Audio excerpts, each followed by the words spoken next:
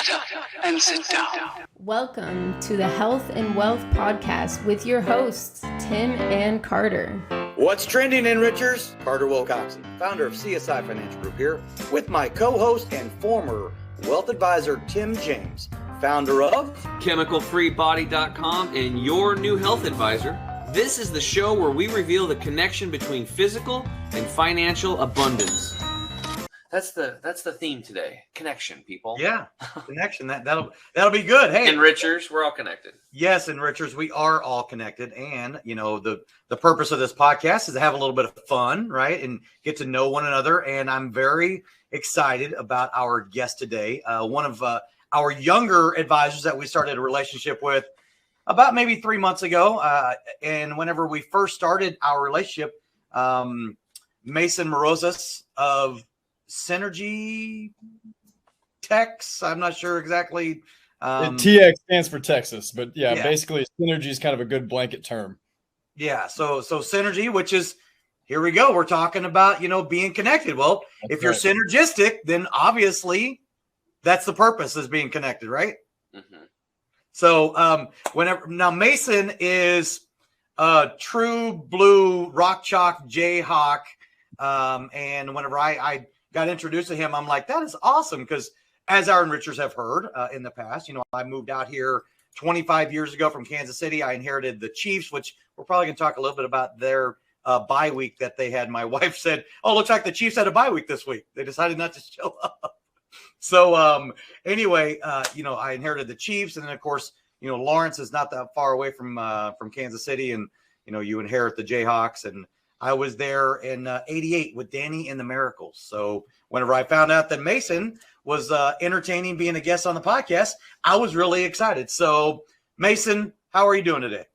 I'm great. And let me brag on you for a second, Carter. I know we just talked about this, but just off the bat, first impressions matter. And when I first met Carter, all I heard was our Rock Chalk theme song before your picture even came up on the screen. So I was blown away, put you in a better mood. And it's another tool in my toolbox for, now this new virtual world that we're in with Zoom meetings and doing your research on someone and making a good first impression. But yeah, everything's good besides our Chiefs, like you just hit on. Yeah, not so good. And I would imagine that your fantasy team maybe didn't do so good yesterday either. No, Tyreek and Kelsey, having both of them, it wasn't the best, but that's all right. I like to say I like my own number or my own name on my back of the jersey. So I have no control over the Chiefs. I can't control my own life and kind of the business. So I keep that as a reminder, even though I am a very passionate fan. Yeah, that's awesome. So enrichers, sit back, get ready to learn about Mason, who is a Jayhawk through and through, but he happens to be in Texas now. I've learned a lot about him in our short interview vetting process, whatever you want to call it. So Mason, our enrichers, we like to go back to the beginning. What was it about your, financial journey that you decided, what, I think that might be something for me? Because you're a fairly young guy, I think mid-20s, right? Just graduated not too long ago from KU. So why don't you take us back to sort of the beginning and the influencer or influencers that kind of helped you to go this direction? Sure. Yeah, I think it starts about 12 years old. I remember, there was a group of me and I want to say 6 or 7 buddies that at 12 years old, we could go start earning income, getting a job by umpiring softball, and you're starting from ground zero, the machine pitch, you're the only one out there. And, at that time, I think this is correct, but it was paying $30 a game. And that's good money when you're 12 years old, man, especially doing 8 games on a Saturday. And I ate it up. Like, I loved it. And, like I said, there was probably 6 or 7 other friends of mine that did it as well. And I realized, after a couple of weeks, whether they were regular season games or the tournament weekends, where you can make really good money, 30 times 8 times another 8 on Sunday of games. That's a lot of money when you're 12. But I realized that, I took those paychecks and shoved them into my regular savings account that I had just opened at the bank with my parents. And then my coworkers, at the time, they were buying the brand new ripstick or the brand new bicycle, whatever it was at that time, that everyone liked to spend their money on. But I kind of recognized that early, and I'm not trying to put anyone down for that, because you got to live, you got to have fun too. But I realized I had an innate ability or innate willingness to save money, to watch my child regular savings account just increase. And I loved it. I don't even know why. It was just, I kind of created a good habit. And seeing that other people weren't that way, I realized at a young age that there's a need for this. There's a need for, teaching people how to save, whether that be emergency savings for their future, for anything. So, fast forward a little bit to high school, still had the same habits, but then I kind of realized I was blessed. I got very, very fortunate. My parents, kind of the same group of guys, they all went to a Catholic middle school, and they were all going to the Catholic high school, and I played sports with them, and I just wanted to, but it was private. And again, I have great parents. They made it work. The tuition that was not planned for, but kind of fast forwarding to then, I would see some of these parents or these friends' houses that I would go over to, that they did it right. They had a lot. They were giving back to the community. And I realized then too, the importance of, they probably figured out saving and investing and kind of making smart money moves. And I realized even more in depth that I wanted to learn more about it. So, fast forward, went to KU, got my finance degree, and then got pretty lucky with, my dad got into the business 6 years ago today. So it was kind of within that time frame when I was in college, about a sophomore. And then he met Michael Hosford, which is the reason I'm down here in Texas, who was a top 1% advisor in the world. And I got the training from the best after that point, after the finance degree, and 6 months of just going with him. I learned, 22 years worth of experience from him, from one of the top in the field, and just trying to translate it myself, even though I've only been doing it for 2-3 years. I got lucky in that regard, but I'm happy to be here. I'm happy to be doing this and still learning and growing every single day up until this point. Nice. So obviously you went to KU, and you went to, a fairly good, school and everything. How do you think any of your athletics played a role in what it is that you kind of sort of do now? Did that help at all? Like that, maybe team environment or team, feeling and being on part of a team, because you're on a team now financially, right? So yeah. Tell me, did some of those athletics that you played growing up, did you think that helped? Absolutely. I mean, just like you said, the team environment, the team aspect, I don't think anyone can do it by themselves. I think it's necessary, the experience, the training. Someone's already done it before, and someone's done it better. So if you can kind of compile those heads together, whether that's on the baseball field, the basketball court, whatever, you're going to win. You kind of need that team mentality. So let's talk a little bit about your athletic prowess as you were growing up. What were the some of the sports that you played and the positions you played? Let's talk a little bit about, from junior high through high school through college. Sure. I really did the big three up until kind of sophomore, junior year of high school. So basketball, football, baseball. And for some reason, I'll always have a love for baseball. And I think, kind of going on top of your team one, baseball to me is the most individual sport, but within a team aspect that there is. You're always going to get your moment. So just like any other team, you could be dragged down by one person, or you could one person could shine, but you need everyone. You need the pitcher on the mound, you need the top 9 through the batting order. But I think that's the reason I love baseball the most, kind of to play. And I stuck with that. I think one of my proudest accomplishments was winning state my junior year in Kansas. And, that's something I'll have with me forever. I actually won on my birthday, kind of little cool, fun thing to tell people. But being number one and winning that junior year was fun. And just, really same goes along with basketball and football, even though I didn't carry those on and as long as I probably should have, or looking back might be some of my only regrets. But all three of those sports I just loved. I still love them to this day. And so what position did you play on your high school team that won state? Up until even through junior year, I was a pitcher and outfielder. Then my senior year, I just stuck to outfield. Part of the reason we won state was 3 of those kids got drafted to the MLB. So I put my glove away for pitching and kind of just tried to help them as I could out there in the outfield. But yeah, there was a pretty good squad there. Wow. So So your championship game, okay, this is your junior year. You've won all these games. You've had a great season and everything, and it's game time. What did you feel like? What's your preparation, Mason, prior to that game? What was the nerves like before that game? And then of course, tell us how it ended. Like, what was the final score and stuff like that? Sure.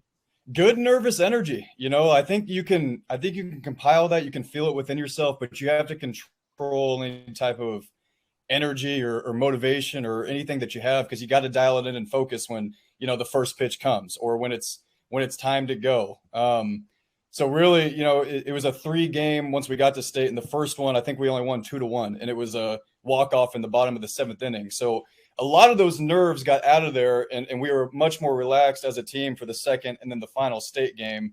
And I think we controlled it pretty well, and it ended up winning 6-1 in that one and kind of dominated the whole game. But it was, as it got closer, as each inning went by, we could feel it coming closer, but had to keep the composure and get the job done. But yeah, it's really just relaxing and focusing that nervous energy where it needs to go.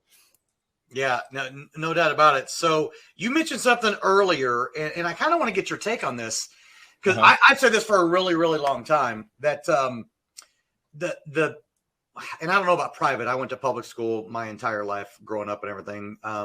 But what was it like in school, and what do you think schools are missing when it comes to teaching financial aspects? I mean, something as easy as understanding what a checking account is or saving account is or taxes or I mean, it's really I'll be 50 in January, so it was really lacking in public school back then. But give me your take on what you think real education should include, as far as I'm concerned, financial aspects of what the real world is going to be necessary to be successful. What's your take on that?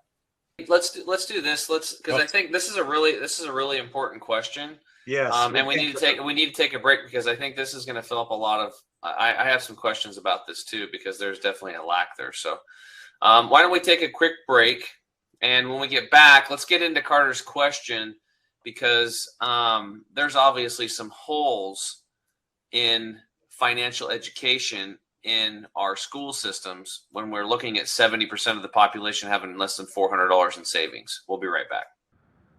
Estate planning. What does that even mean? When the inevitable happens for everyone on this planet, your estate plan kicks into action. But first, let's start with what an estate is. An estate is simply everything you own. Now, here's the issue and what needs to be understood when this event occurs. You only have 2 choices on this plan. Number 1, either you plan how your estate gets handed out and distributed to those you leave behind. Or number 2, your state decides who gets everything you own. For the first time ever, you can now take complete and total control of this plan that you've been deprived of for most of your life and generations before you. You can get personalized assistance along the way with a team of specialists whose job it is to make sure you have true peace of mind.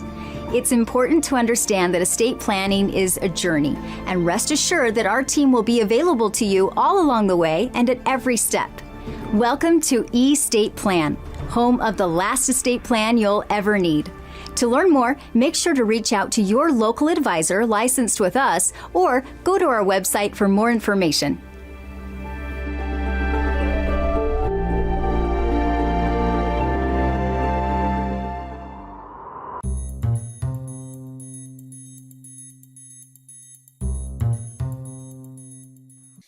What's up, Enrichers? Tim James here. I'm back with my co-host Carter Wilcox, and today in the house we've got Mason Marozas, financial advisor extraordinaire.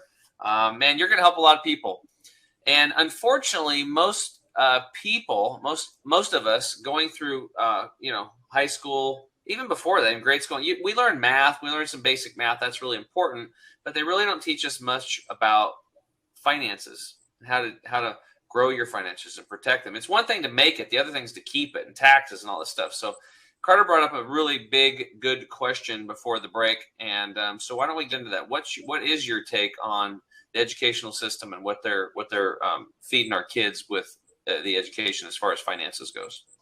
Yeah, I think there's a huge lack of understanding when it comes to that. But throughout the whole system, public, private schools, I never learned how much I should have an emergency savings account when I was in 6th grade or 8th grade or senior year of high school. I never learned that, you know, a credit card is a beautiful thing. It's a great thing if you don't abuse it. And if you don't have that set up, you don't have a credit score established, even throughout college, I was never taught this. Then you cannot go buy a car or a house as easily. Establishing good credit, getting the savings going, the power of, you know, high schoolers, the power of time that they have to grow money is just not taught. You know, when I learned all of these things, I'll kind of jump in back real quick. I remember early on, my dad, who I said was in this, you know, had a very influential quote to me. I don't even know if he knows it, but I remember I finished the series, How I Met Your Mother. I don't even know why. And I was proud of it. I told him this, and he said, you know, that's awesome. What if you would have used that time to be learning or reading or doing one of these things? And, you know, like I said, my passion has always been money, saving money efficiently. So I started finding those books. I think this was around 8th grade, freshman year of high school, just Rich Dad, Poor Dad, Psychology of Money, all of these books that we've all heard of. And I just started diving into those and realized that all of these things that I learned were from personal education, not from the school system. And that kind of bothered me. You know, I was shocked to hear some of the questions I would get from people early on in this business, or some of the, not even to their own fault, but just the lack of understanding on very basic principles of how to save, why to save, where to put money, that we just weren't taught. It was pretty concerning to me, and it still is. So what I'm hearing, Mason, is it hasn't changed, right? It hasn't changed that whether it's public or private or whatever, they're still teaching the core stuff, right? Science, math, social studies, whatever the case may be. And the lack of financial education is do you almost feel like that's on purpose? I got to be careful there, because I do sometimes. I really do, and I'll even take it a step further. My finance degree that, you know, I paid good money for from KU, I don't regret it at all. But, you know, where that really helped me in this field was kind of just learning some terminology, some of these things that helped me pass these securities exams a little bit better. It was nothing about how do you save your money, how do you create a plan for yourself. You know, nothing like that in a very higher education, you know, college degree. But I do feel like it's on purpose sometimes, but I don't know why, or I don't know the reason behind it. You know, and honestly, all the better for me. It just makes me more motivated to want to help anyone and everyone, especially people young in their career or getting going or on the verge of retirement that haven't done anything. Just set something aside, get a real plan going, because they're not taught it elsewhere. Yeah, so that it really is bad. And Tim, I know that, you know, prior to break and everything, that you had some questions, so I don't want to hog, because I could keep asking these lines of questions over, you know, for the next 30 minutes. So why don't you jump in, Tim, and ask a few questions of Mason yourself? Sure. Well, I think what his experience is like, you know, he's 20 years younger than us. So it just goes to show that not much has changed in the educational system. It's not probably going to change unless we, the working people, unite and we change it. Because nothing ever good in our country has ever come top down. And if people have studied political theory, you know, you will find this to be true. So all the gains that we've experienced as Americans, and for other people listening that might be in other parts of the world, any gains have always been from working people saying, that's enough. This is what we want. You need to give us this. Otherwise, we're not going to show up for work. You know, and that's how we got out of slave wages. That's how we got the 8-hour workday. That's how we got the children out of the labor force. That's how we got clean water, bridges, infrastructure, you know, roads, sanitation, all this kind of stuff. So it's system science, Mason. That's what it is. Mm-hmm. So there's system scientists, and they're hired by people in control to create these situations for us. They're basically grooming the population the way they want it. They want to funnel us all back into their model. And, you know, we've gotten lazy and we've got entertained. So, you know, since the 1970s, we've stopped striking. We've stopped doing what we need to do, and we've lost our gains. This is a crazy one to think about. Somebody making $50,000 today should, based on GDP growth since 1970, should be making $120,000 a year. Wow. So $50,000 annually, should be making $120,000. Where'd the $70,000 go of your money? Where'd it go? It went upriver because you stopped striking. From 1900 to 1970, 200 million Americans striked, and from 1970 until today, 2 to 5 million have striked. So we stopped striking when these labor unions came in from the Democratic Party, and they stifled the true working class labor unions, and they stopped striking, and we stopped. And then for those listening, this went hand in hand. The Republicans labored the working class movement as communism. So the Democrats and Republicans work together. They are one, but they give the illusion that they're separate. And then that's all part of the left versus right, and you get us divided against each other too. So as we start learning this political acumen and we start raising our consciousness, then we can move back towards uniting as working people and getting those ill-gotten. They take our money away from us, basically. I mean, what would a family do? Like, let's say you're working with somebody and they're making $50,000 a year, scraping by. What do you think an extra $70,000 in income would do for them for the same amount of work? Right? Yep. Do you guys remember, like, there was a time there, remember the 40s and 50s when things were like booming, 50s, 60s, things were booming, and one person could go out and make a great income, buy a home, cars. One stayed home and took care of the kids and shared with the kids and kept those kids and their moral values, and there was more community and stuff. And now it's kind of like mom and dad have been forced out of the household. The kids are being raised by the state, and they're being raised by child. You know, I was paying $900 per child to drop them off at a daycare. And you don't really know what the hell's going on, what they're doing. And they're giving them genetically modified crackers and government cheese. I mean, it's not good, right? It's a broken down system. And so this is all by design to destroy the nuclear family.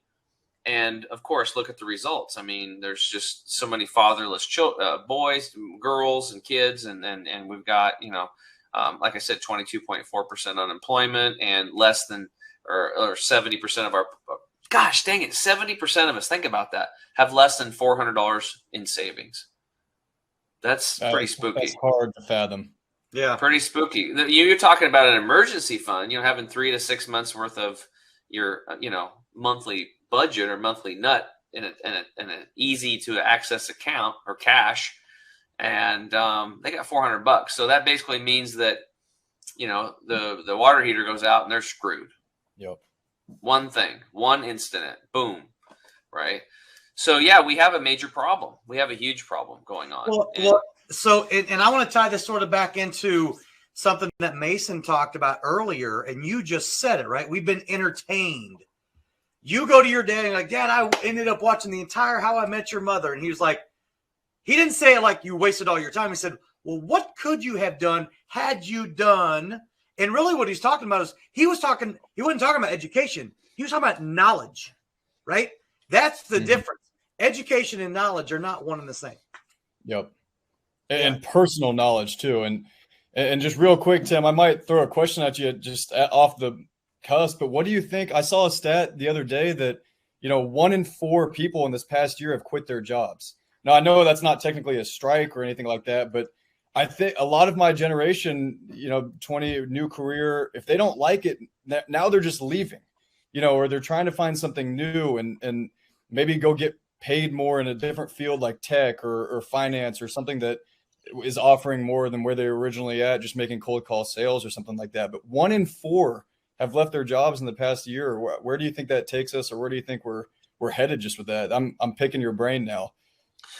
Well, that depends. I mean, there's probably a certain amount of those people that have left because they don't want to wear a mask, or because it doesn't make them feel good. Or they don't want to get jabbed. I mean, I talk to a lot of people like that. There's probably another segment, like you said, there's just people that are getting into these jobs. They don't like it. So they're quitting. And it's been easier lately because of COVID, because a lot of people can just jump on, and get unemployment. Mm-hmm. And then they're like, why would I remember vividly, okay, guys, when I was a financial advisor, I had this one lady, she came in, and no offense, but like she was a construction worker, and she looked like she could kick my butt. and something happened to her. She got like an injury or something, and then, but you know, she healed. And I was like, she's like, yeah, I got this $25,000 in cash. I'm living in government housing. My son just moved in, and basically with him in there, I basically get an extra $400 allowance, like, and then the government housing, you can pay your rent, or you don't pay your rent, or you basically pay the amount you think you can afford. It was just like a weird thing. And so she got extra money from her son coming in, and she was going through this stuff, and I was like, okay. And then I'm like, so are you feeling better now? You're healthy? And she's like, yeah, I feel good. I'm like, so when are you going to get back to work? She's like, well, I thought, start adding it all up. And she goes, from this and getting that and this and that and housing, she goes, it actually makes more sense for me to not go to work. There's no incentive. She goes, I actually can make a little bit more than what I was making when I was working, and I can just do what I want every day. So she goes, I don't see myself really going back to work anytime soon. And she was totally, completely, physically, mentally available to go back and contribute. And that's kind of a natural law that the system is going against. You either contribute or you go away in nature, right? You're part of contributing and growth and the evolution and growing. Things either grow or they die. So the system is kind of set up under that, like, don't worry about it, we'll take care of you. And then that puts more burden on the people out there working, because they're taking our tax dollars, and people are living on our backs, right? And that's not really cool. That's not fair. And it actually goes against the natural law. So then after a while, a lot of people are just like, well, why the hell should I work then too? I'm going to go get the free government cheese. Like, why would I kill myself to help all this stuff? So it demoralizes the other people that are still working. So I think we're going through a shift right now. I think the most important thing for kids to do today is to do what you did, is start self-educating. And unless you're going to college for something very specific, I think you should avoid college at all costs. These are indoctrination camps. And what are you really going to get out of it after 4 years or 5 years? And you're going to have a big, a government student loan you're going to have to start paying on. And, instead of getting a job for $10 an hour, they might give you $11.15. That's pretty much it. That's not $1.15 is not going to really make a big difference in your life, right? And when you go to school, anyway, a lot of it's boring. I mean, was there a lot of classes that you had to take that you're just like, oh my God, this stuff sucks? I'm probably the biggest proponent. Most of them for me. If I'm not personally interested in it, or I'm not going to go create a marketing plan or do this and that. That's not what I'm good at. That's not what I'm passionate at. It was hard for me to pay attention to any of those. Or it's just kind boring. Yeah, I wanted to do anything other than get by. Yeah, you just get by, get your grades, and move on so you can get your degree, and then what? Then you go off and do whatever, right? And like you said, you got your degree, and what percentage of what you learned at college are you using today in your life and your real career dealing with people? Less than 20%. 20%. How much was that education? Now I could say a lot of that network that are my clients currently, that is something I did get from college. So that's probably not into that calculation, but from the actual classroom, right, of learning these terms and whatnot, it's pretty low, I would have to say. You actually brought up another good point, because somebody told me a long time ago, they said, hey, it's not about what you learn at college, it's about the connections you make for business down the road. That's what it's really about. So that's why a lot of the dads and stuff will fight to get their friends or their kids into these fraternities and stuff, because you build this brotherhood. And then when you all go out, a percentage of those guys are going to go kick some butt in life, and then they're going to stay in touch and help each other. I see that all the time. But the reality is, as far as education goes, it's a failed model too, because it goes against nature. And our natural instincts are to do what excites us the most. And what excites me is different than what excites Carter, which is different than excites you. So there was a quote down there I saw. It said, you said it's not the amount that counts, it's the plan that counts, by Jim Rohn, right? But do you remember another guy named Zig Ziglar? Of course. Okay. He's really cool. Have you ever listened to him talk? All the time. Yep. My dad does a great impression of him, but I'll say that's cool. I should listen to him for him. I probably botched the impression, but he was like, I don't know if you remember, there was the story he told that he was like, he had a really bad day. He woke up and he was late to work, late to get to the office. And then he was like backing out of his driveway. And then he looked and he had a freaking flat tire. So, he's suit and tie, and he's fixing the flat tire. And then just as he's leaving, his wife's like, honey, don't forget when you get home, you said you're going to clean out the garage. Oh, yeah, no problem, honey. And then he went to work, and then he shows up at work, and it was like, 95 degrees out, and the air conditioner failed. So he's in there sweating bullets all day long, trying to get the air conditioning guy to get it fixed, and he just fixed it, and it broke again. And then he said, finally, he goes, I had this big client that we had just closed, and there was a voicemail, and I missed his call, and it said, hey, partner, we decided to go a different direction.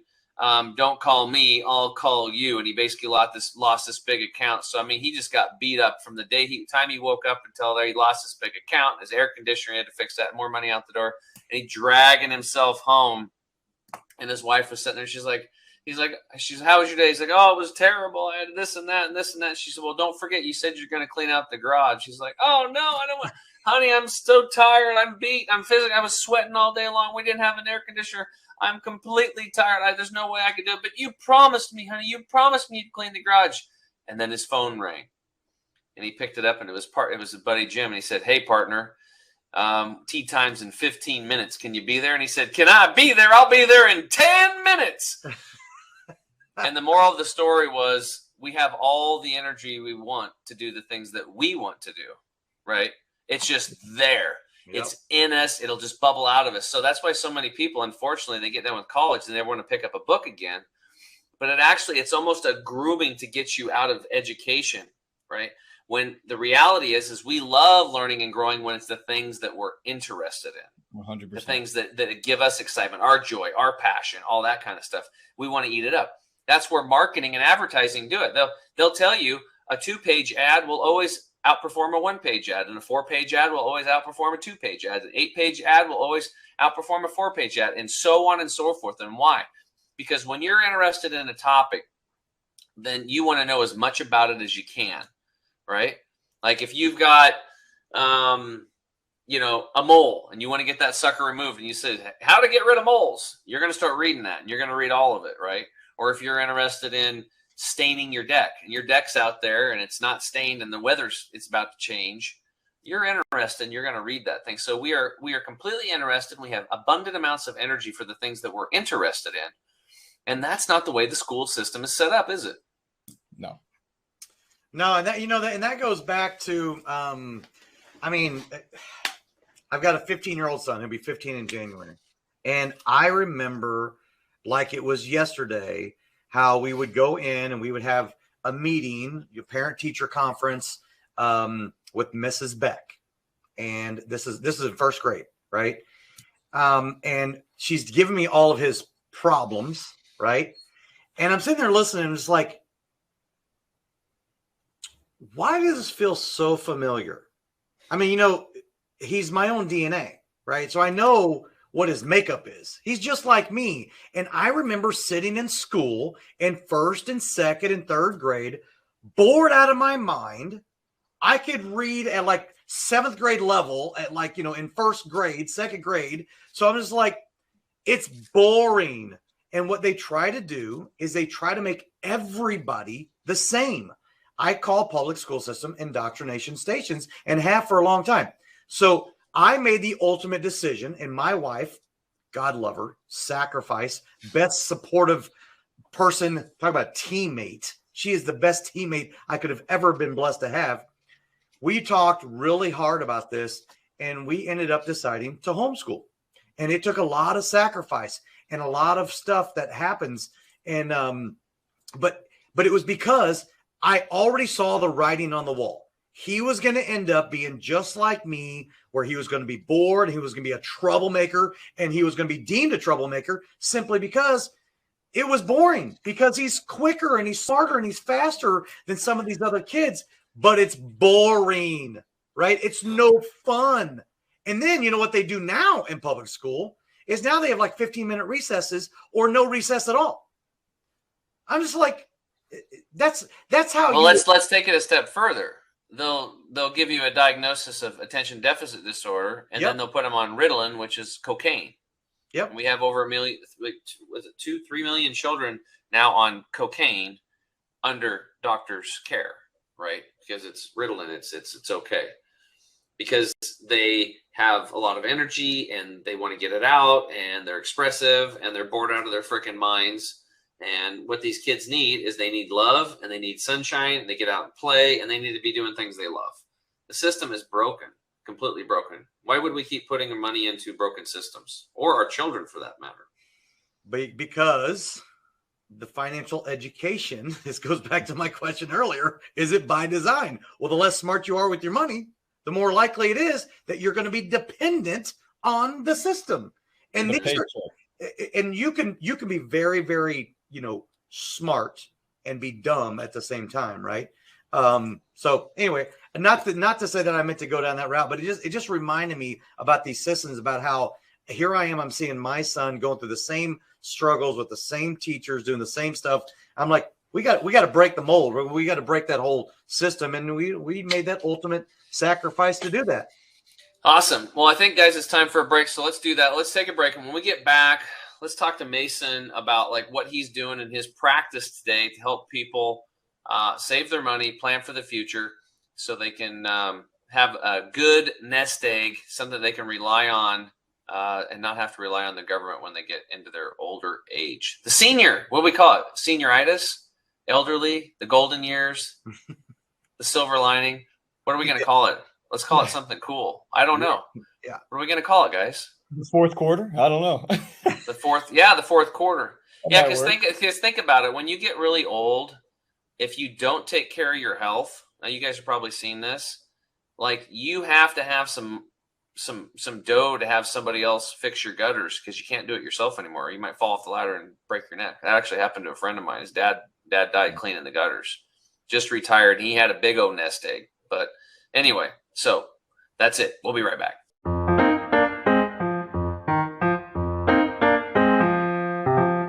You want the absolute best for yourself, and you want it to be easy. That's why we created Green 85. It helps with detoxifying the body gently. We're proud it's chemical-free, unlike almost all other supplements you'll find. Bottom line, Green 85 will get you healthier. We look forward to hearing what Green 85 did for you.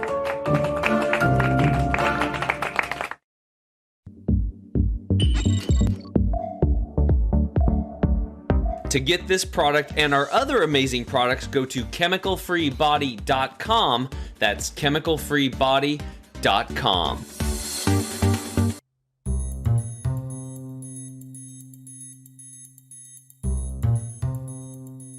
What's up, enrichers? Tim James here with my co-host Carter Wilcoxon. Again, today in the house, we've got Mason Marozas. I butchered it. Marozas. I was the first guy to pronounce it right, and I can't even say it. So, hey, man, usually this is the section where we flip the script, but I just wanted to give you some time to kind of like talk about what you do and how you're helping your clients plan for their future and the now. Sure. Yeah. And I found that the now to be very important as of the last couple of years of experience. But, my big passion, my big target market from where I'm working at now are a lot of people with pension plans.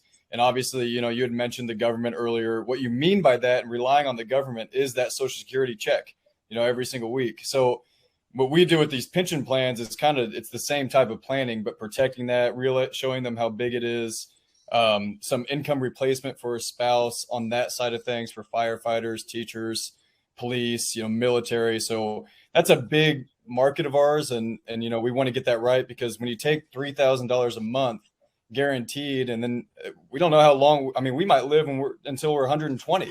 3,000 times 12 times however many years you live after that. That's a huge asset. So that's one of the big ones that we've been focusing on, making sure that people get that right. And finance is really nothing more special than mathematical terms.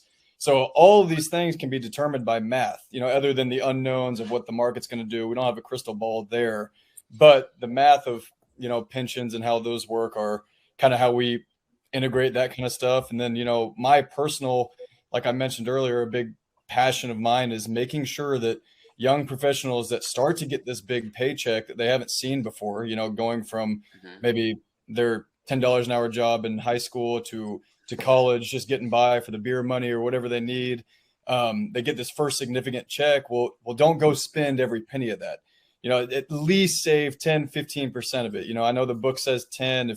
if you can get anywhere from 10 to 20% just setting aside money for your future self, and you have 40 years to grow that money, you're going to be very happy you did, because I've found that in every meeting that I'm in with someone that's over 35 years old, after I got over I look like I'm 20 years old, I've been doing this for 24 hours, but every single time without fail, a 35-year-old that we'd be talking about starting a plan would say, I wish I would have done this 10 years ago. I wish I would have done this when I was 22, without fail, every single time. So I do not want my coworkers, my friends, my family to make that same mistake as they start getting this money to come in, because, $50 for a meal, $75 for dinner and drinks this night, it all adds up a lot. So I just $800 for a phone. That's right. Yep. New car. I mean, the average car payment now is like $554 a month. That just not doing that and maybe driving your college car for a couple more years, you've now maxed out a Roth IRA more so for, 3-4 years or however long you want to do that. So the importance there is huge. But I will say, like, defining the balance, I don't know if there is a perfect balance of living in the now and living in the future. I still don't want to be too, setting money aside is all that matters. You still got to go do things for yourself, whether that be for your mental, health, for your physical health. A gym membership, if you use it, I think it's great. That's a great investment. So that's kind of the both sides of the coin. Don't neglect your future self. But anytime you invest in yourself, you're going to get a 6 to 10x return. Yep. That's the numbers of it. You mentioned earlier, like you're replacing a $3,000 a month pension. That's $36,000 a year. You'd have to have $900,000 in an account somewhere bearing 4% interest to cover that. Yep, and that's math, right? That's just math. So you get it, and then if you can teach them the power of compounding interest and how it grows like grass in the beginning, but then at the end it's like, poof, man, it takes off like a rocket ship. But okay, so that's really cool. So I guess the reality here is that you're teaching people reality and getting them to invest in themselves and putting a plan together for them, that's correct. Yeah. Awesome. And, one other thing that I'd like to add to that is I never, in these finance classes at KU, they have the brand new business school, all these computers with the stock charts, the technical analysis trading. I haven't really mentioned this word enough because it's an ugly word, but life insurance, how important that is in someone's financial plan is staggering. And I did not realize that until real life experience when I was talking to around a 35, 40-year-old who had, he had 4 kids. His first wife, to save money, 4 kids are expensive, to save money, one of the first things they canceled was her term insurance. $750,000 of term. And this is a real life story. And I think it was 2 months later, she got diagnosed with cancer, can't get insurance, died 2 years after. And just the look on his face alone, when he said, my life would be completely different today if we would not have made that decision, that triggered it for me. That's where the life insurance aspect and financial planning, especially if you're getting married, if you plan on having kids, if you do have kids and you are married, I never thought, after all these stocks and compound interest, I never thought I would feel this passion talking about that. But the importance of that in a holistic financial plan too is major ever since I heard that story from a real person, a real family. Yeah, that's hitting home for me because like my little brother was killed in a mountain biking accident. He had 2 little girls and a bun in the oven and left, a large chunk of tax-free money to my sister-in-law. And without that money, her life would be completely different. It was stressful enough raising 3 kids on her own. Yep. Right. But at least she had that money there to help her, tremendously.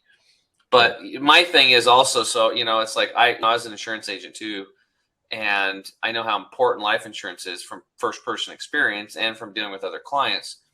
But when you brought up that story about the gal with cancer, it makes me think about how important health is, because if people understand what the cause of cancer is, then that situation might have never happened. And hopefully she never has to use that life insurance policy. So I think it's a good segue. Why don't we just talk about health? Mason, what questions do you have for me about health in general? No, I love that. And I'll just, Robin Sharma is one of my favorite authors, and he's got a great little section about health in one of his books, The 5 a.m. Club, which I love. And he said, we all could be billionaires. We could have everything that we wanted on our own island, waitresses, waiters bringing us drinks, bringing us food, anything that we could want. But if we have a sore throat, that's all we can think about. You know, like if the sore throat's the thing that's bothering us, we have $1 billion in the bank, we have everything we could have ever asked for. But if you have a sore throat, it's all you can think about. His point was health is more important than anything you're trying to achieve. If you don't have health, you don't, you know, it's like the biggest luxury in the world. And we just kind of go through life with taking it for granted.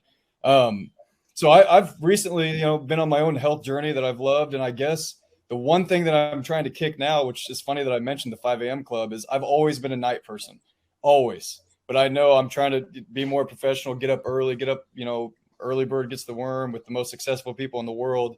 So I guess sleep habits at night. I mean, sleep is extremely important. Getting to bed at the same time. I find myself fighting sleep and like at night, because I want to stay up. I get passionate about things in the nighttime. So yeah, any sleep, morning routine, things like that, I know it compounds big time with anything health.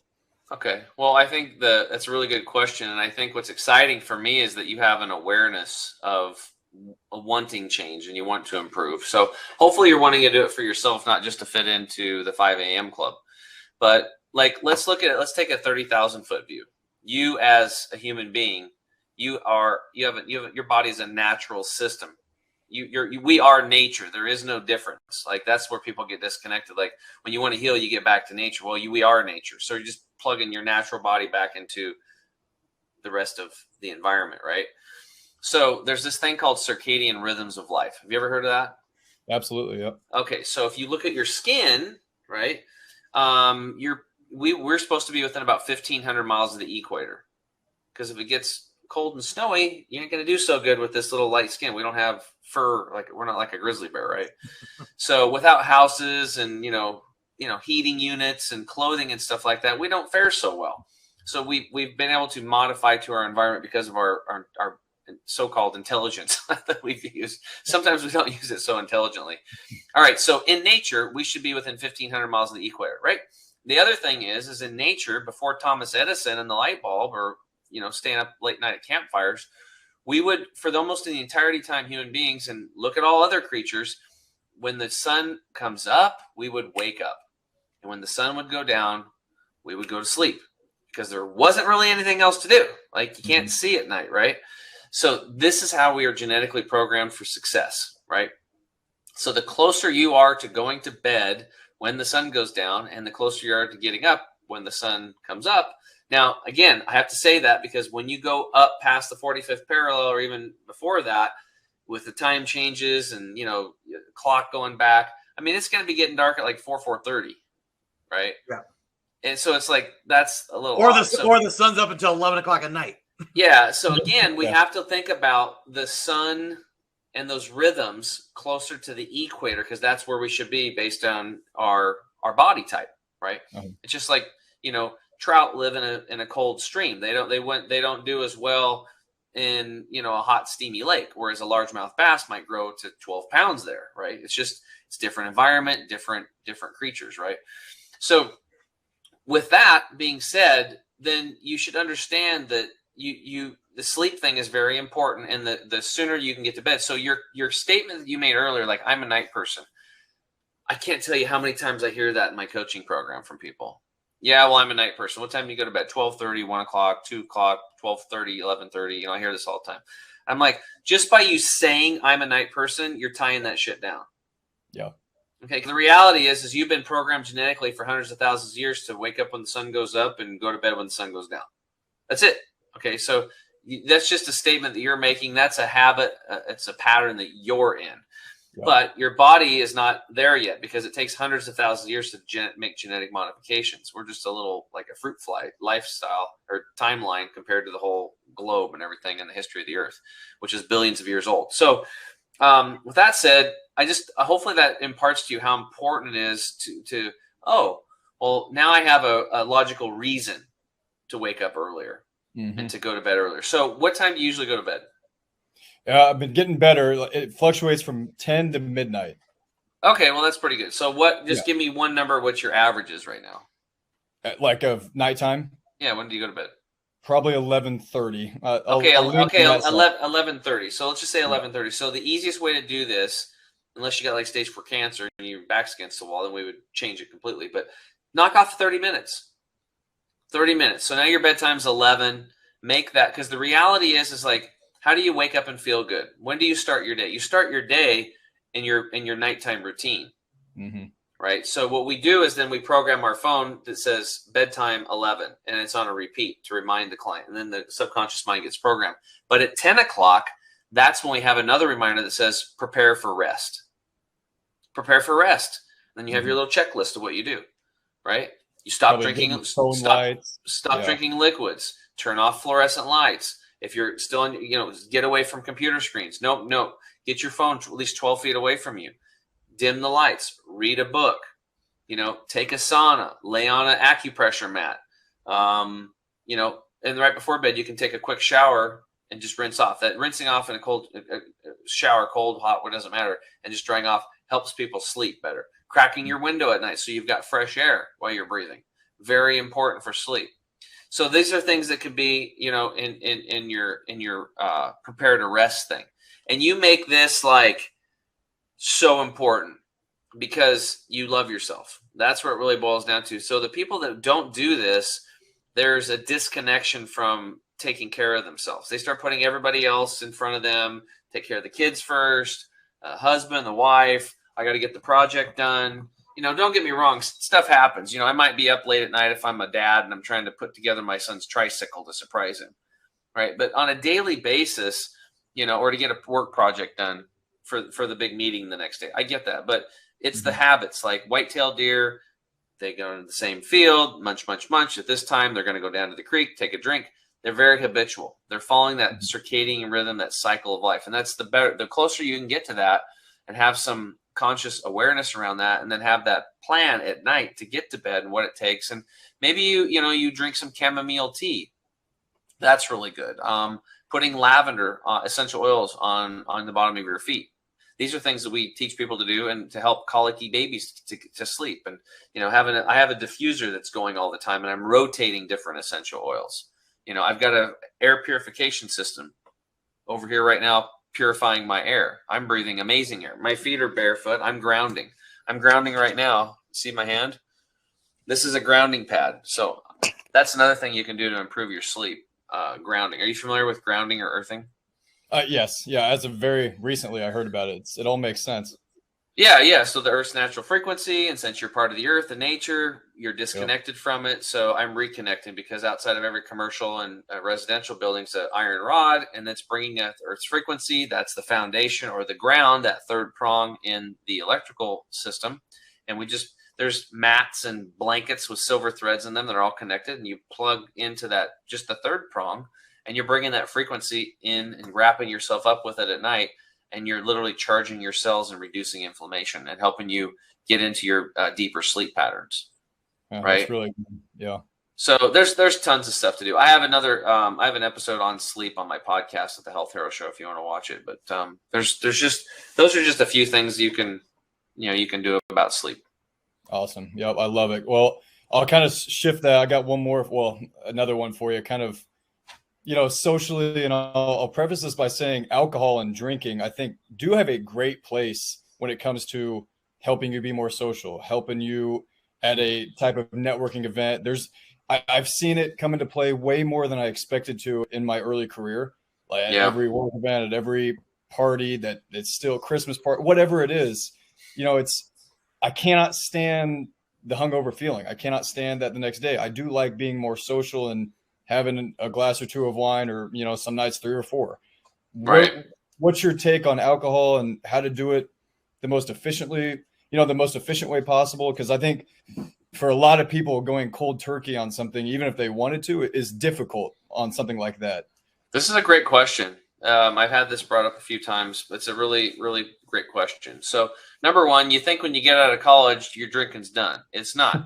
Because every social party and stuff like that, it's alcohol. Where's the wine? Where's the booze? People are bringing wine to the parties. They're drinking. They're having a good time. And it's just because it was part of the school system, right? It's part of the indoctrination. It's like you see the Michelob commercial and it's got a bunch of fit, young, healthy people running on the beach. But the reality is the people that are drinking the beer all the time are overweight and they're not happy. And there's the term wife beater comes to term. So, I drank a lot. I wasn't like an alcoholic, but like when I would go out, I would freaking hit. I mean, I'd have 15 pints of Grey Goose. After 15, I would kind of like, didn't really function that well. But, up to 15, I was doing pretty good. Right? Sure. We were always looking for the perfect combination, my buddy and I. So we won't even get into that whole thing. But, looking back after I had my kind of my breakthrough when I went to that detox and nutrition clinic when my buddy got cancer, I started reflecting on my life and I realized that everything in my life that was really bad that had happened was all alcohol related. And I just decided in that moment, I'm done. And since 2011, I mean, I've drank less than 20 times in the last 11 years, 20 times. And it's just every once in a while if I like randomly pick something up, it's like my girlfriend, my wife's like, what are you doing? It's like, I don't know, just decided I wanted to do it. And then sometimes I drink half of it and I don't want it, Yeah. Another time I was up picking mushrooms with my buddy, my friends and stuff, and I had like 8 shots of Pendleton whiskey. And I'm like, I wasn't buzzed. But the reality is you brought up a big point, is like, I like to wake up and feel good. I really do. Yeah. Actually, another guy who's a builder up here, he's never drank in his whole life. And I said, Leon, how come you never drink? He said, well, Tim, I'm a control freak, you see? And he goes, I don't like being out of control. And when you're drunk and drinking, you're out of control and you don't know what's going to happen to you, or you could hurt somebody. And look at the drunk driving, all these things that are happening. And he goes, so that's why I've never drank, because I'm a control freak and I want to be in control of my life. And I was like, wow, okay, that's cool. So, and again, I'm not poo-pooing or putting down the drinking stuff, but when I was a financial advisor, literally when I was in the mortgage industry, there was a gal who was $1 million producer. She did $1 million. Well, she did a multi-million. She was making $1 million commissions, W-2 commissions a year. One of the top loan officers. And guess what her marketing strategy was? She had 2 open houses with an open bar for real estate agents twice a month at these really nice bars. All the food and the drinks that you could want. And then once a month she had a party at her house, and she had a theme party. Like you had to wear pajamas. And if you showed up with no pajamas, she sent you home. And she basically just get drunk with a bunch of realtors and built relationships. So here's the problem with that. The problem with that is that the alcohol, you're using that to open up your pathway to your true and natural self. That's what you're doing. You're opening up your pathway to your true and natural self with alcohol. And so your light comes out and you shine, but then, too much drinking and you can kind of, turning into a blithering idiot too, and start spilling stuff and stealing poinsettias and get caught on tape. I mean, this has happened to a top real estate agent that I didn't steal it. And they're like, we have you on tape, dude. Right. It's like, because he got drunk and he asked out, right? He wasn't himself. He wasn't in control, like Leon said. But the big problem is that you wake up the next morning and you can't remember how you got to that person who is you. Because what's happening is we're going inwards. We're inwards. Our universe is shrinking. It's contracting. We're not expanding. So what ended up happening was I stopped drinking and I started going out, still going to the parties and doing the stuff, and meet with people. And since I was uncomfortable by not drinking, I made everybody else uncomfortable too. Well, Tim, aren't you drinking? Well, no, I'm getting healthy and I'm doing all this stuff. And it created tension. As soon as I got over all that, and they're like, aren't you here? Do you want to, like my friend's like, hey, let me buy you a drink. I'm like, oh, I'm not drinking tonight, Jim. He's like, no, I'll get you a drink. I said, no, I'm really not drinking. What do you mean you're not drinking? What are you talking about? You drinking? Come on. He's like, well, I'll get you a beer at least. I'm like, no, I'm not drinking. And he just wouldn't let up. I'm like, well, you can get it if you want to, but it's okay. But what I found out was a lot of people are like, wow, I wish I could do that. That's so cool. So as soon as I changed my perception of it, and I didn't make it a big deal, it's just a choice. I'm just like, I gave up drinking 11 years ago because I turned into Jekyll and Hyde, and good things don't happen with drunk Tim, right? And tomorrow I want to wake up and feel good, or I've got something tomorrow, or I'm doing a 30-day challenge, right? Whatever, no alcohol. Oh, cool. Yeah, I need to do that, But the reality is everybody wants to wake up and feel good. And they also want to connect. That's where that book came out, How to Win Friends and Influence People. The number 2 thing in the book was, and when they interviewed that Middletown America, was, hey, look, that people wanted to connect and learn how to connect with other people and relate. People have a hard time doing that because the system has separated us. It's all about division. We have to realize if we start loving ourselves, we start loving our friends. I can get along with you. Like if we go to a buffet and let's say you order chicken and I order the vegan lasagna, does that, hey, do we freak out? You know, when you go to a buffet and people get different foods, nobody says nothing. But when you like if you don't drink and somebody else is drinking, why? I don't understand why that's such a big deal, right? Because we make it a big deal. So if you feel weird inside about not drinking, you feel also that you need to connect and you need that alcohol to kind of, you know, get rid of that anxiety, then what I would suggest is you find a different method, right? And maybe I don't know what that is. For me, it was just you know, I do a lot of meditation, I do a lot of breath work, and I just start talking to people about things that really matter, you know, and asking them questions about themselves, you know, family, occupation, recreation, dreams, the Ford method or whatever. Just get into conversations with people and it's just like, you drinking? No, I'm not drinking. Are you sure? Yeah, it's no big deal. Why not? Well, I just don't feel like it tonight. So how's your family, Bill? You know, how long you been here? And just move over it. Don't make a big deal out of it.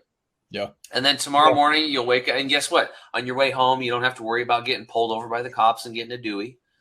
And then when you wake up, you're going to feel real good. And everybody else is going home worried about getting pulled over to get a Dewey. And then when they wake up, they feel like crap. And their kids are pulling on, come on, Daddy, let's go play. Give me 2 more hours. Right. Yeah. And that kind of goes along with the How I Met Your Mother. How much time did you spend hungover where you can't be productive or spend time with your family? You know, it all adds up.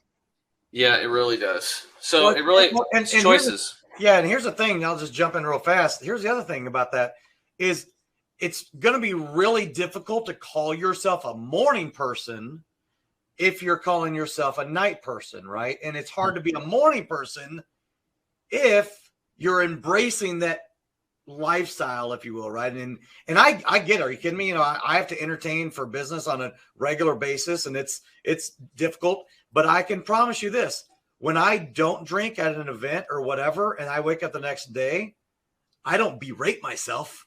I congratulate myself. Yeah, right. It's an accomplishment. Yes, and it absolutely is. And you know, going back to my son Carter Samuel, we have this saying that his mom, you know, tells him all the time, you know, because he's still 14, getting ready to be 15, he still makes bonehead mistakes or whatever. You know, she tells him all the time, or he goes to a personal trainer 2 days a week, and she's like, you can do hard things. And you just reinforce it. You can do hard things. You can do hard things. And, you know, just reinforcing it on a regular. And guess what? Not drinking one time at an event can be a hard thing, but you can do hard things. You can tell yourself you're not going to. I like that idea, what you just said, Tim, right? If to kind of make yourself feel better, and maybe you do this. Maybe you make your own. I'm on a 30-day challenge, Bill. That's why I'm not drinking. I'm on a 30-day challenge. They immediately were like, oh man, I wish I could do that. And congratulations, man. Good for you. And, let me know how it goes. That connects you to people, right? Being able to do that, and others that will, they'll self-eliminate. Someone's like, that would ever be like, you're crazy. A 30-day, challenge, not drinking. Forget that. They'll self-eliminate. Maybe not the kind of client you want anyway.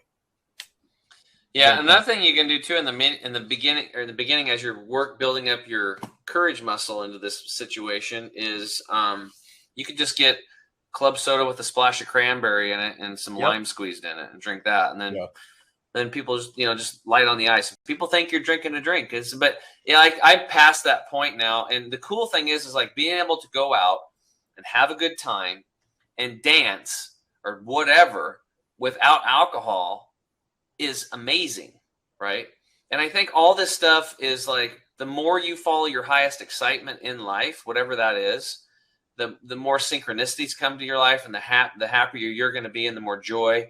And you just find out that you just don't really need that stuff. Mm-hmm. Like I'm really happy. I really like having clarity. That's really important to me. I don't I don't miss hangovers at all. I don't miss getting the spins. I don't miss worrying about driving home. I don't miss any of that stuff.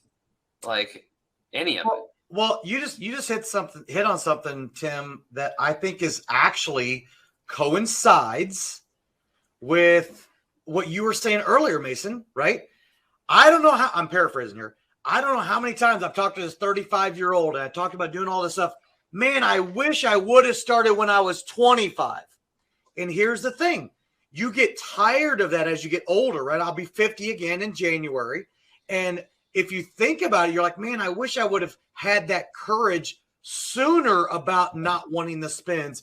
And typically it's just like, I just can't do it anymore. Not that you want to do it anymore. It's just like, I can't. But if only, and I'm just tying this back into what your clients at 35, man, they wish they would have started sooner. I promise your body will thank you the sooner you start on 30-day challenge. It turns into 30 months and then it turns into 30 years, whatever the case may be. And I get it. There's a lot of influence that happens and you know, you have Christmas parties and so you start thinking to yourself, well, if nobody drank, what would that be like? Mm-hmm. I'll bet you'd all still have a good time. I agree. Yeah, I like those ideas. I like that a lot. Yeah. So anyway, Tim, do you have anything else you want to throw in there before we let our enrichers get going out of here? I know you wanted to touch a little bit on the Lithuania thing because of the Hippocrates Institute, right? Oh, yeah. So I was asking Mason because the last name, where was that from? He said Lithuania. So actually, Mason, the place that I went to is called the Hippocrates Health Institute. So when I first started this journey, I was 42 pounds overweight and had all these skin health issues and all this stuff. My buddy had cancer. It was actually started by a gal named Ann Wigmore. She was actually from Lithuania. And she grew up a very sickly child. And her surrogate grandmother was the village doctor at the time. And her parents had saved up enough money to come to the United States, and they started a bakery business. And so then the surrogate grandmother raised Anne in Lithuania and saved up pennies and pennies and pennies until one day she could send her over to America to be with her mom and dad. So anyway, it's a much longer story, but I mean, it was crazy stuff. Like Anne said, when she was a kid, the war came through and the grandmother took her and some other kids and they lived in a ditch for a couple days. And she was like, don't worry about food. We have this. And they were eating the roots of grass and you know, not the grass itself, or in the tubers and, you know, leaves and stuff that grandma was showing them that were natural and they could eat, kept them alive, actually made them healthier. And then Anne came to the United States, got into I'll paraphrase real quick, horrible cart and buggy accident when she was in her late teens and mangled her legs. And they took her down to Mass General Hospital and they said, well, there's not much we can do. Bring her back in a couple weeks and we'll amputate her legs. We'll cut her legs off. So her parents, you know, had to run this business. So they were a bakery business. So like 3, 4 in the morning, they were like literally 3 in the morning, they would put Anne on a park bench in the city and just leave her there in the dark. And they would go to the bakery, do that, and then come back and pick her up in the afternoon and take her home. And that's all they could do. And I was thinking, well, I wonder why they just leave her home, but whatever. That's what happened. So Anne couldn't move, but what she could do is she could reach under the bench and she could find the grass. So she took the grass and chewed it, swallowed the juice, the chlorophyll from the juice, and then she took the poultice and started packing her wounds with it. Every day she packed her wounds with fresh grass poultice, and she ends up healing her legs. Crazy story. And then sticks to the standard American diet. And then in her mid-50s, she developed stage 4 colon cancer. And then she thought, maybe I should go back to the grasses and the herbs that my grandma taught me. And she did. And then she healed herself of stage 4 colon cancer. And she couldn't even hardly speak English. And so she started teaching people that, I mean, she healed herself with land, like basically lawn grass, right? It's crazy, right? But when you study it, it's amazing, right? So, and then all these people came into her life and the synchronicities, and the Hippocrates Health Institute was born. It's been around over 65, 66 years, and they've had over 600,000 people through the door. And from her grandmother passing that on to Anne, went to Charles and me. And then, you know, now I've shared this with thousands and thousands of people. So it's really kind of cool how that grandmother in Lithuania and whoever taught her, this stuff has been handed down, which is basically getting back to nature. And, you know, the foods are for the herbs are for the healing of the nation, right? So it's kind of a biblical quote, but Anyway, that's kind of the Ann Wigmore story, Carter, in a nutshell. Well, I knew that because you're like, that's an interesting last name. Where's that from? Because I think you said, is that Greek originally, right? Yeah. And he said no, Lithuanian. Yeah. Mason's like, no, Lithuanian. So I haven't heard too many cool Lithuania stories like that. That tops the list for sure. Cool. Well, brother, hey, thanks for being on the show today. We really appreciate you. You have really good energy. I know you're doing a really good job. So if you guys are in the local area where Mason is, he'd probably be a pretty darn good person to hitch your wagon to help out with your financial needs. Guy you can trust. He'll do his best. And he was taught by one of the top 1%ers. So yeah, that age thing's kind of out the door because you have a work ethic and you're modeling success already. So it's a no-brainer. They're actually tapping into that other guy by tapping into you too. So they're getting more than just you. They're getting the whole team there. That's right. And I'm building my way up that percentage list of the top. So I'll get there soon. That's cool. I bet you will. You'll be there. You guys having me on today. It was really fun. And I learned a lot. I learned more than I probably gave. So that's a bonus for me. I think we all learned. That's good. Yeah, that was sort of like the whole purpose of the Health and Wealth podcast was to be able to learn from one another, right? Mm-hmm. And that's the best way you do it is with stories and conversations and ideas and opinions and things of that nature. So Mason, we really do appreciate you coming on. Hey, and Richards, thank you so much for joining us for another fantastic podcast. If you want to be able to see any of our previous podcasts, make sure to go to our website at www.thehealthandwealthpodcastshow.com, and also like, share, and subscribe. You can find us on Apple Podcasts, Spotify, Google, as well as our own YouTube channel. You can also be able to go to our Instagram page, Health and Wealth Podcast. And for my esteemed, wonderful co-host, Mr. Tim James, Mr. Chemical Free Body himself, we want to thank Mason Marozas for being on the show again today in Texas. Check him out. In the show notes, you'll be able to see the website and find him if you want to be able to get in contact with him. Thank you again. Make sure to join us again for another Health and Wealth podcast show next, and have a great, wonderful, abundant life. Thank you, everybody. Hey, Enrichers. Thanks for tuning in to another episode of the Health and Wealth podcast. I'm your host, Carter Wilcoxon. And I'm your host, Tim James. And by God, we are committed to helping you guys have fat wallets, flat bellies. So tune in again for another episode, and make sure to like, share, and drink a lot of water. Or beer. You have just listened to the Health and Wealth podcast with Carter and Tim.